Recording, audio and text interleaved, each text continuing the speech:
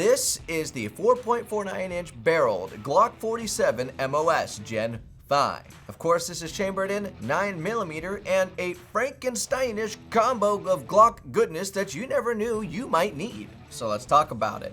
Initially, this pistol, which is a Glock 17 slide on a Glock 19-ish kind of frame, might seem a bit odd, but trust me, it starts to come into perspective once you realize that the Glock 47 was originally designed for the U.S. Customs and Border Protection Agency, also known as the CBP. So let's dive in a little bit farther.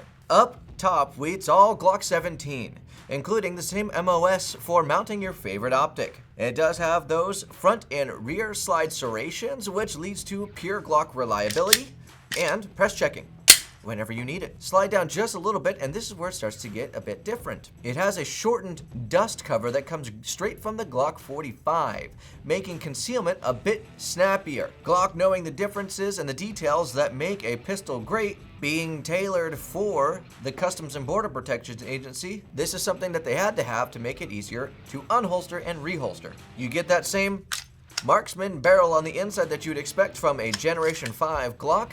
They give you that front dot sight with the rear U sight as well, enabling you to quickly spot out and acquire targets. They also included ambidextrous slide releases, which is always a nice thing, especially if you're a left-handed shooter. It does make sense that these would go into the hands of a couple of different people. Could be right-handed, could be left-handed. Heading down to the polymer portion of the grip, you can see that you do have a small Picatinny rail here to fit a light or laser. Some horizontal texturing right here on the front of the trigger guard with an overall square shape and an oval in the middle. You do have your Glock trigger, which is a safety in the middle of it, so you pull back that trigger safety before you get to pull the actual trigger itself, and then you get to a nice crisp wall and break.